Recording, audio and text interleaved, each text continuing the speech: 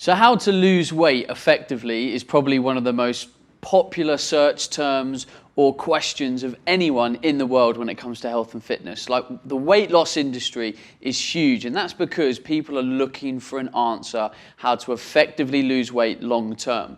But the problem is, a lot of the time we'll look in the wrong places. We look in the short-term place. We might go to a bookshop or go online and look for A diets. Now, looking at A diet already sets you up for kind of failure in a way, because we're looking for a diet. It has a short-term terminology, and we need to get out of the habit that we're looking for a solution to lose weight short-term, 8-week plans, 12-week plans, 15-week plans.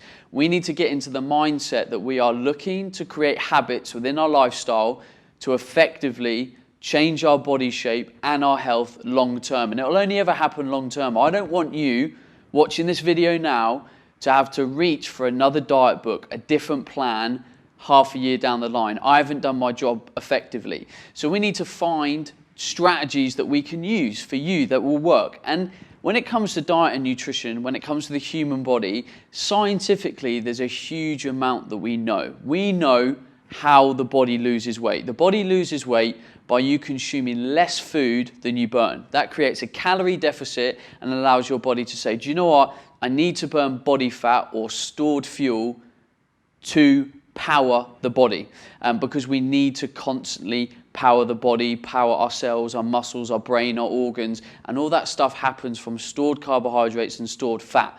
Now, obviously, fat is the focus. We're trying to lose body fat. So how do we lose weight effectively? Now, every diet system, whether it's the low-carb diet, the low-fat diet, paleo, 5-2, whatever it might be, implement some kind of strategy to force the person to be in a calorie deficit without actively counting calories. Now, don't get me wrong, there are plenty of diets that ask you to count calories or blocks or points or certain kind of portions, and this allows you to create some kind of control, because we need control. We need boundaries. You need boundaries. You need things to follow that will enable you to stick to the kind of rules per se and lead you onto your goal. So, how do we lose weight effectively, which is proven by scientific methods? So, we need to understand calories. There needs to be a point in your life that you will probably need to count and weigh your food so that you understand it. For me, it's a life skill. You don't need to do it long term, but I believe there needs to be some effort on your part to kind of learn this stuff. I'll give you an example. Do you know how many calories are in a handful of nuts? Now, a handful of nuts can often be about 400 to 600 calories. Now, that's a lot of calories. That's the amount of calories in a meal for a small, let's say 60, 70 kilo female. Now, if you have that as a snack and you're not aware of those calories, you can easily put on weight despite that food appearing healthy. Yes, nuts are healthy. There's loads of healthy foods that are very calorific, but we still need to be aware of the calorific content. So at some point you need to educate yourself on the food choices. And this is regardless of whether you count calories and your macronutrients on an ongoing basis, or you just educate yourself to make more mindful choices about what goes on your plate, what you snack on, what you eat at meal times, and across the course of a day. So at some point you're going to have to be aware of that. So you might go onto an online calorie calculator and you might put in your weight, your goals, and it will say you need to eat X amount of calories, 2,000 for an example.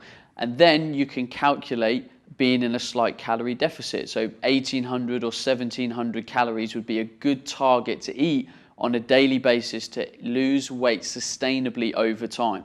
Now, you can consciously make an effort to make better food choices, and that will lead you to weight loss, because the chances are you'll cut out some junk food, you'll cut out some high calorie foods, and that will work for a while. But everyone at some point is going to hit a bit of a plateau or want to increase the amount of their results. And you're going to have to try and fine tune your nutrition, and you're probably going to have to end up counting or being aware of your calorie intake compared to your energy expenditure anyway.